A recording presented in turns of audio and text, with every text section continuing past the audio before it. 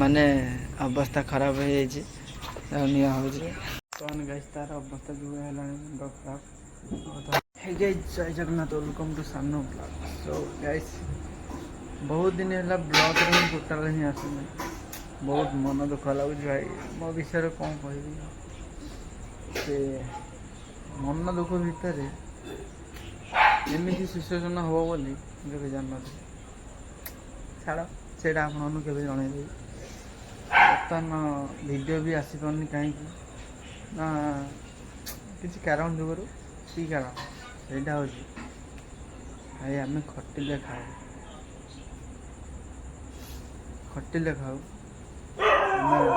ବର୍ତ୍ତମାନ ଖଟୁଛୁ ଏତେ ରାତି 10, 11, ସକାଳୁ 9ଟାରେ। ତ ଆମର କାମ ହେଉଛି ଗ୍ୟାରେଜ୍। ମାନେ ବିଶ୍ୱାସ କରନ୍ତୁ ଏଇ ଗାଡ଼ିଟା ବର୍ତ୍ତମାନ ମୁଁ ବନେଇଛି ଏଇଟା ହେଲା। ତ ବର୍ତ୍ତମାନ ଯେତିକ ମାନେ ହେଲ୍ପ କରିଛନ୍ତି ବହୁତ ମାନେ ଭଲ। ତ ବର୍ତ୍ତମାନ ଏଇଟା ଆଜି ଫାଇନାଲ୍ ହେବ କାଲି ବର୍ତ୍ତମାନ ଆଉ ଏଇଟା ତ ଚାଲିଛି। ତ ହୋଲ୍ଡିଂ ଭିତରେ ଏଇଟା ମୁଁ ଇଲେକ୍ଟ୍ରିକ୍ ହୋଲ୍ଡିଂ କରୁଛି, ଗ୍ୟାସ୍ ହୋଲ୍ଡିଂ କରୁଛି। ସେ ଇଲେକ୍ଟ୍ରିକ୍ ହୋଲ୍ଡିଂ ଲାଗିଯାଇଛି ଆଖିରେ ପୁରା। ମାନେ ଗୋଟେ ମିସ୍ତ୍ରୀ ପାଖରେ କାମ କରୁଥିବ ଗୋଟେ ହେଲ୍ପରଟେ, ସେ କେତେ ମାନେ ବହୁତ କଷ୍ଟ କରି ମାନେ ଭାବୁଥିବ ଯିବ ହାରି ବୋଲି, କିନ୍ତୁ ବହୁତ ମେହନତ କରିଛି ଆମର ଗୋଟେ ପିଲାଟେ। ଆପଣମାନେ ଦେଖନ୍ତୁ ମାନେ ଏତେ ମେହନତ କରିଛି ଯେ ତା ଆଖିରେ ଦେଖନ୍ତୁ କ'ଣ ଦିଆହେଇଛି ଆଳୁ। କାହିଁକି ନା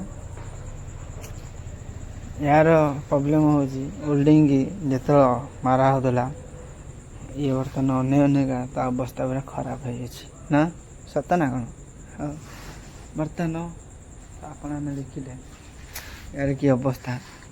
ସିଏ କେମିତି ଫ୍ଲାଟ୍ ହେଇକି ଚେୟାରରେ ଶୋଇଛି। ହଉ ବର୍ତ୍ତମାନ ମୁଁ ଯେତେ ଯାହା ତା ବଡ଼ ଭାଇ, ତ ବର୍ତ୍ତମାନ ଆମେ ବି କିଛି କରିବା। ତ ଚାଲ ହଉ ପୁଅ କ'ଣ ଲାଗୁଛି ଏବେ?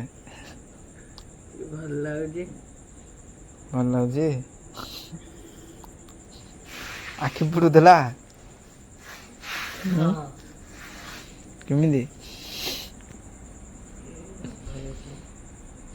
ଏବେ ଗୋଟେ କାମ କରେ, ଆସେ ମୁଁ ପାରି ଦେଉଛି ଏକାଥରେ ଶୋଇପଡ଼ିବୁ। ଆଖି ଶୋଇକି ପାଣି ପିଉଥିବୁ ହେଲା। ପାଣି ପେଟ ଥଣ୍ଡା ରହିଲେ ହୋଲ୍ଡିଂ ସେ ଯେଉଁ ଜିନିଷଟା ହେଇଛି ଆମ ପାୱାରଫୁଲ୍ ଯେଉଁ ଭିଡ଼ି ନେଇଛି ହୋଲ୍ଡିଂଟା, ଯେତିକି ପେଟ ଥଣ୍ଡା ରହିବ ଆଉ ପାଣି ପିଇବ ଆଉ ଆଖିକି ଥଣ୍ଡା ରଖିବ, ସେତିକି କ'ଣ ଭଲ ରହିବ ଦେହ। ବର୍ତ୍ତମାନ ମୁଁ ସେଇ ଇଏ କରିଦେଉଛି ଆଳୁ ଆଉ ମୁଁ ଓଦା କପଡ଼ା ଆଣୁଛି। ତ ଏମିତି ଦେଇଦେବୁ ଆଖିରେ, ଏମିତି ଦେଇଦେବୁ ହେଲା। ଦେଇକି ଆଳୁ ଫାଷ୍ଟ ରଖିବୁ ହେଲା। ଆଳୁ ଫାଷ୍ଟ ରଖିକି ତାକୁ କପଡ଼ା ଦେଇକି ଶୋଇବୁ ହେଲା। ମୁଁ ଆଣୁଛି ତ ଚାଲ ଦେବା କପଡ଼ା ଓଦା କରିକି। ଚାଲନ୍ତୁ। ମାନେ ଅବସ୍ଥା ଖରାପ ହେଇଯାଇଛି ଆଉ ନିଆଁ ହେଉଛି କ'ଣ ଗାଇସ୍ ତାର ଅବସ୍ଥା ଯେଉଁ ହେଲାଣି ମୁଣ୍ଡ ଖରାପ। ବର୍ତ୍ତମାନ ତାଲା ପକାଇଦେଲି। ବର୍ତ୍ତମାନ ଦେଖିଦେବା ଆଉ ଘରେ ଚେକ୍ କରିଦେବା ଗ୍ୟାରେଜ୍ରେ କ'ଣ ହେଇଛି କ'ଣ ନାହିଁ।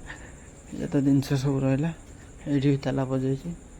ତ ଗାଡ଼ି ଫାଡ଼ି ଏଇଟା ସବୁ ଲକ୍ ବାକି ଚେକ୍ କରିଦେବା। ଆରେ ଇ ଭଗବାନ ଇଏ କ'ଣ ଲକ୍ ହେଇନି, ୟାକୁ ଲକ୍ କରିବାକୁ ପଡ଼ିବ। ଓକେ ଲକ୍ ହେଇଗଲା। ଆକୁ ଚାଲ ମିକି, ଏଇଠି ମିକି ଅଛି।